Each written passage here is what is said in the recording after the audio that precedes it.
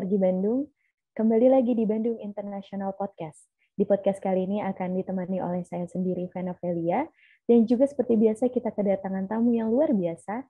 Di sini sudah ada Bapak Sony Budi Laksono dari RW 5 Cisaranten Endah. Halo Pak, selamat pagi. Selamat pagi, Terima kasih. Assalamualaikum.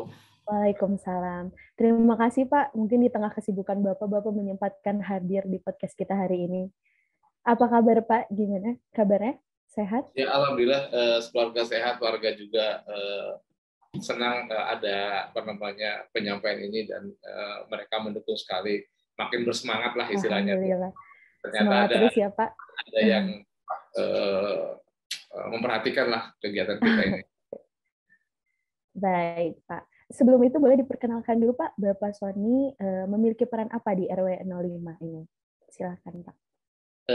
Ya, alhamdulillah saya ini kan di RW sini banyak sering istilahnya berkegiatan inovasi lah. Ya, salah satunya yang kemarin agak macet tapi sudah berhasil adalah sampah menjadi bahan bakar. Jadi RW kita sebagai pilot project sampah jadi bahan. Itu mungkin kalau perkenalan pribadi Jadi saya nih sekarang mantan pernah bakti BUMN ya. Oke. Di Telkom. Di Telkom. Terus ya daripada ini nggak dipakai, sudah mengabdikan diri jadi ketua RW. Oh, luar biasa. Jadi Bapak Sony adalah ketua RW di 05 Cisaranten Endah ya Pak? Ya betul, Acamanik, Acamanik. Acamanik. Oke. Jadi kan karena mau menyinggung masalah kondisi saat ini Pak, di mana kita bisa lihat bahwa kondisi saat ini kan masih bisa terbilang kondisinya masih belum baik begitu ya Pak. Dan juga pemberlakuan PPKM juga ternyata masih diperpanjang kedengarannya gitu ya Pak. Nah, itu membuat warga, khususnya warga Bandung, itu kan lebih baik diisolasi mandiri gitu Pak. Jadi pertanyaan Vena, apakah ada upaya-upaya sendiri dari RW 05 ini untuk menangani? Dan jika ada, kira-kira alurnya seperti apa tuh Pak? Ya, gini Mbak siapa namanya? Mbak Vena Pak. Mbak Vena, maaf tadi lupa. Iya, jadi sebenarnya kasus menangani COVID ini sudah tahun lalu ya. Kebetulan RW kita baru berjalan COVID itu rame, kita udah ada duluan gitu. Jadi penanganannya seperti dulu, jadi kita tidak berubah lah mengenai ini. Jadi memang kasus ini dulu kita udah nangani sekali, jadi berapa warga kita terpapar langsung sekarang sekaligus 3 orang gitu. Tapi fenomena itu waktu itu luar biasa. Saya sampai belum tahu apa-apa, tapi alhamdulillah di warga saya ini kan ada dokter, ada tim dokter. Jadi saya kumpulkan tim dokter itu sebagai penasihat saya lah dalam menyikapi kebijakan apa yang mau dibuat RW ini apa gitu, sehingga kita tidak bingung menghadapi warga RW sekeliling atau maksudnya terhadap warga terpapar. Cuma ini yang kemarin bulan Mei ini akhir Mei lah, itu luar biasa. Jadi kebijakan kita setiap ada warga yang terpapar itu RT-nya wajib melaporkan pada RT-nya gitu. Jadi kalau ada warga terpapar wajib melaporkan ke RT-nya gitu. Lapor Pak saya terpapar gitu. Terus akhirnya dari RT lanjut ke RW gitu. RW jadi kita tahu ya sudah silakan untuk dipenuhi semua kewajibannya. Dalam hal ini RT-RT itu sudah ada komitmen bahwa ada warga terpapar untuk dibantu salah satu konsumsinya segala macam, karena kan mereka kan isoman, jadi mereka melapor, terus kita sudah ada edaran RW bahwa kalau ada terpapar itu seluruh keluarga harus isoman, gitu ya. Nah, gitu. Jadi informasinya lancar ya Pak? Lancar, jadi RW begitu itu kita buat edaran, punya kebijakan sendirilah. Setiap keluarga yang terpapar itu wajib melapor ke RT dan RT melapor ke RW. Nah, cuma yang bulan Juni ini karena di sini ada 8 RT ya, provinsi ini ada 1 RW 8 RT. RT 3 dan 4 itu sangat banyak sekali kasusnya. Sampai Melonjak ya Pak? 16, 70 kasus. Biasanya kan cuma satu-satu nih, sampai 16 sampai 17 kasus per RT. Bayangin aja. Jadi yang mengisoman itu hampir sekitar 42 orang. Jadi 42, mungkin satu rumah itu ada 4 atau 5 jiwa, jadi sebanyak itu 42. Akhirnya RT itu ya kewalahan lah, karena mengisoman 10 hari kan harus memberikan konsumsi ya. Selama 10 hari, akhirnya dia bukan kolab lah istilahnya, Pak RW gimana nih, saya tiap hari urus urunan warga gitu ya. Akhirnya sejak itu kita langsung ambil alih. Karena di RT saya, kebetulan RT 1 cuma nggak ada RT 2 cuma 1 orang, jadi nggak berimbang gitu. Jadi akhirnya kita bentuk satgas, kita kumpulkan semua, bagaimana menangani seluruh, jadi seluruh yang ada bagian dari tanggung jawab RT diambil alih RW semua gitu. Gitu. Sementara gitu Mbak. Dan iya Pak. Dan untuk penanganannya sendiri nih Pak, kita sudah dengar juga bahwa RW 05 ini mendapat donasi sebanyak 60 juta dalam waktu 2 minggu. Apakah itu benar Pak? Iya, jadi begitu kita ke satgas kan sebenarnya warga sudah tahu, dan itu kan udah tradisi sebelumnya ya, bahwa setiap warga yang terpapar ya, RT-nya wajib memberikan bantuan. Nah itu, sehingga begitu kita gimana Mbak Emma? Jadi sumber donasi 60 juta itu dari warganya sendiri begitu ya Pak? Ya, sekarang udah 62 juta kok salah sekarang. Wah, luar 2 biasa minggu. sekali. Jadi kita begitu tadi RT 34 Kubabara, akhirnya kita ambil. Nah, kita punya kegiatan penggalangan dana. Jadi kita buat satgas, kita penggalangan dana gitu. Jadi dananya tiap hari dikirim oleh warga gitu. Dan itu disalurkan untuk apa saja Pak? Jadi karena yang isoman toh, jadi karena isoman, kemudian tim satgas tuh ada bagian konsumsi, bagian perlengkapan gitu. Jadi konsumsi jadi itu lengkap ya Pak ya? Ada tim monitoring, tim surveillance. Jadi kita ada tim surveillance yang yang mendata tiap hari gitu, warganya gitu. Jadi warganya surveillance itulah yang menentukan berapa hari ini yang isoman gitu. Jadi tim surveillance itu menentukan hari ini RT ini ada 6 keluarga, ini 10 keluarga. Jadi nah, tim konsumsi itu langsung kontak dengan vendor catering. Kita ada vendor cateringnya gitu. Jadi kebetulan cateringnya itu catering pernikahan, karena pernikahan lagi sepi. Iya betul Pak. Ya. Jadi memanfaatkan ya Pak ya, memanfaatkan yang ada. Jadi untuk sumber daya manusianya berarti dari warga itu sendiri ya Pak ya? Seperti dokter. Jadi, warga semua, relawan itu dari ibu-ibu, ada tim medis, ada pegawai bank, pokoknya siapa yang menjadi relawan, karena dia akan mengawal warganya 24 jam. Setiap hari harus nanya warga gimana kesehatannya, masih demam atau tidak gitu, berapa konsumsinya. Terus di bagian alurnya begitu. Jadi tim itu sudah tahu siapa yang isoman berapa, misalnya satu orang isoman, satu orang terpapar, sekeluarga ada berlima, ya 5-5-nya kita siapkan makannya siang dan malam. Jadi itu ya, jadi tim konsumsi sudah tahu hari ini menunya apa diantar. Jadi gitu Mbak Emma. Nah, baik Pak. Jadi Vena penasaran nih Pak, dengan kontribusi yang gimana ya, sangat kompak gitu ya Pak, bisa dikatakan.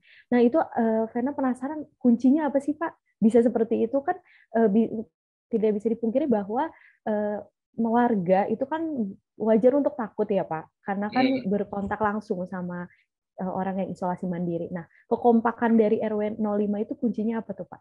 Kenapa bisa sekompak itu? Jadi memang kita ya alhamdulillah warga sini agak kompak gitu ya. Jadi kita tuh soal gotong royong tuh kompak banget lah alhamdulillah. Jadi setiap warga terpapar kan tahu ya RT-nya nih ya, OCA terpapar gitu. Sehingga lapor RT-nya itu RT-nya melapor ke seluruh warga di grup. Kita doakan ini lagi mengisoman. Jadi kita langsung mendoakan gitu. Terus tim konsumsi sudah menghitung, oh Bapak ini keluarga ini, jadi kita langsung gitu. Kalau soal pengumpulan dana, memang kita agak unik. Jadi setiap kali diedarkan seluruhnya, semua warga nangkep, kita bikin RAB kurang lebih waktu itu cuma 30-40 juta ya. Setiap hari donasi itu kita sampaikan ke RT RW semua. Jadi semua orang bisa lihat. Secara terbuka ya Pak ya. Jadi namanya tercantum, nama yang nyumbang tercantum. Sehingga budaya itu akan kalau nggak tercantum kan malu dia. Halo? Jadi tiap hari kelihatan hari ini dapat 5 juta, 10 juta. Jadi semua orang lihat. Nah, itu namanya kelihatan semua. Yang donasi mau tidak donasi kelihatan. Nah, yang tidak donasi kan nggak enak dia langsung terbuka ya Pak ya. Iya. Kita memang selalu begitu. Jadi kelihatan orangnya peduli dan tidak peduli situ. Gitu Mbak Vena. Kalau nah Pak, gimana Pak? Kalau penyaluran biayanya tadi yang 60 juta itu kan kita kasih lihat. Jadi tiap hari bayar catering 1,5 juta, 1,9 juta. Kalau waktu penuh sampai itu sekitar itu. Jadi warga lihat, oh uangnya dipakai. Jadi mereka udah tinggal berapa juta, mereka nambah-nambah lagi gitu. Itu aja kita. Jadi tiap hari dilaporkan ke warga uangnya itu. Oke Pak. Nah, terakhir nih Pak, Vena penasaran banget, apakah Bapak ada pesan untuk wargi Bandung untuk menangani kondisi seperti itu gimana? Yang harus kita lakukan Pak? Yang pertama ya virus itu memang sudah ada ya, saya nggak tahu juga bahasanya tuh. Jadi buat warga Bandung jangan takut lah gitu ya, jangan takut. Jangan panik ya Pak. Kalau panik tuh banyak menghilang akal sehat kadang-kadang saya pikir gitu. Jadi kita tenang saja. Kita harus ikhtiar ya. Ya mungkin kalau kita banyak berdoa. Kebetulan masjid saya buka terus karena setiap pagi buat mendoakan warga. Jadi kita akan mendoakan warga, terus zikir bersama itu untuk mendoakan diri. Masjid nggak tutup karena itu memang wadah kita untuk ya bermunajat pada yang puasa gitu. Ya terus ya supaya harus pakai masker gitu ya. Gitu Mbak Emma. Menjaga protokol kesehatan ya Pak ya. Ya, tetap itu ikhtiar aja, tetap menjaga, tapi jangan khawatir, jangan panik gitu. Itu kalau buat warga ya. Kalau buat pemerintah nih mungkin bagaimana nih Pak? Kalau pemerintah mungkin ya sekarang mungkin tidak perlu ada sekarang PPKM menutup jalan segala macam, akhirnya malah menyulitkan warga. Kasihan warga usaha ditutup sini, jalan paling protokol ditutup mau apa gitu, saya nggak gitu juga. Jadi saya tadi kalau panik akhirnya seperti itu gitu. Saya pikir itu tidak menyelesaikan masalah gitu. Untuk mensolusikan mata rantai bukan itu saya pikir ya. Tetap aja dibuka gitu. Jadi bagaimana solusi menurut Bapak? Ya tadi solusinya bisa di RT ya. Jadi saya PPKM di saya seluruh warganya silahkan beraktivitas. Tetap menjaga masker, segala macam. Kalau dia terpapar, ya kita rawat, kita ya gimana? Jadi, warga. Gimana ya? Iya, jadi lebih kepada spesifik ke pemukimannya, misalnya RW-nya, RT-nya yang harus didekatin begitu ya Pak. Koordinasi yang baik ya Pak. Ya kita harus gotong royong kan. Terpapar tuh suatu ini ya, sudah kodrat ya, jadi udah memang ditetapkan Allah gitu ya. Jadi warga terpapar ya sudah kita rawat dengan baik, dengan warga dengan kasih sayang, itu kan menimbulkan image dia bahwa dia terpapar tuh lapor ya, terus kita sajikan tadi konsumsi yang enak-enak, jadi makan yang enak gitu. Jadi setiap hari kan menunya juga yang mewah lah kita kasih gitu, sehingga mereka senang makan enak tiap hari gitu, dan itu yang paling. Nah terus ini jadi lagi, menimbulkan keamanan gitu ya Pak. Ya, jadi gimana, mereka Pak? Juga. Nah terakhir ini saya lihat dari fenomena warga saya itu bagi awak media mungkin ya, media saya itu jangan upload memposting yang serem-serem gitu. Antrian pemakaman COVID itu kan seperti kayak orang yang sakit tuh kayak ngantri besok. Jadi itu saya di warga saya sudah saya pokoknya jangan menampilkan posting terkait yang tadi ya antrian pemakaman, ambulan gitu. Itu bikin orang imun tambah turun gitu. Itu saya pikir harus dirubah image-nya.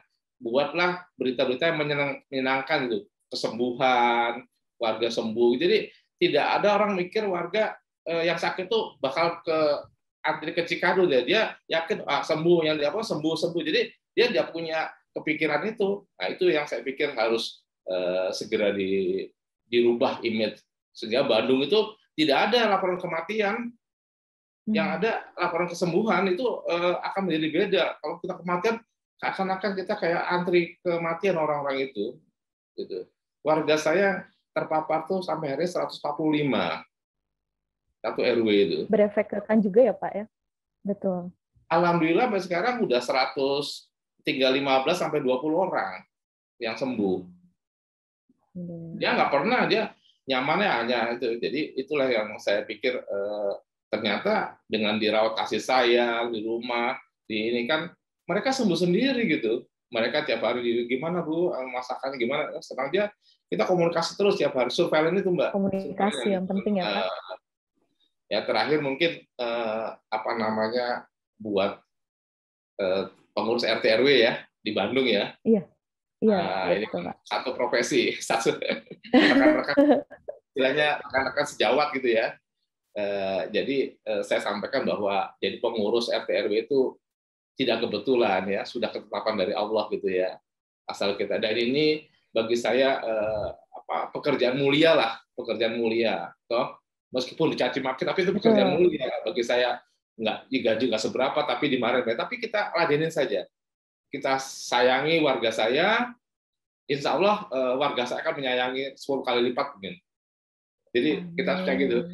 Jadi kita mau warga kita sayang, pasti dia lebih sayang dari saya. Saya udah sering kali, ternyata baik sekali gitu. Dan yakin apa yang kita lakukan itu menjadi amal ibadah ya, buat ini menuju perjalanan abadi ya menghadap Allah. Amin. Wah, luar biasa sekali Pak. Karena terakhir saya ada pesan. Oke. Silakan Pak. Pesan dari Pak Jokowi ya.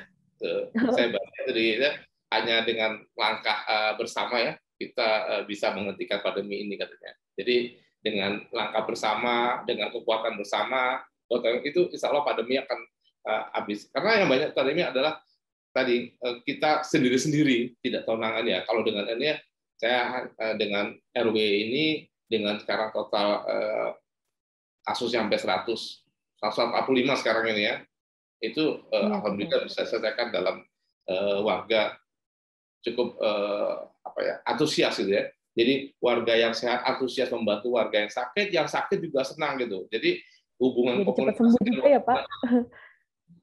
Gitu Mbak Vena. Oke. Jadi bisa dikatakan bahwa RW 05 ini menjadi role model. Semoga di kedepannya juga ada terciptanya RW-RW lain seperti RW 05 Cisaranten Endah ini ya Pak. Betul, Terima kasih Bapak telah memberikan wawasan serta informasi yang berharga untuk kita semua hari ini. Semoga Bapak sehat ya Pak. Amin, terima kasih Mbak Emma, terima kasih dari Mbak Felicia semua. Semoga apa yang kita sampaikan ini bermanfaat. Amin, amin ya rabbal alamin. Ya, bagi warga Bandung, terima kasih sudah mendengar podcast ini hingga saat ini. Dan jangan lupa untuk terus mengikuti kami di berbagai sosial media untuk informasi yang lebih up to date. Tak henti-hentinya juga Vena mengingatkan kepada warga Bandung untuk tetap menjaga protokol kesehatan. Vena pamit undur diri, sampai jumpa.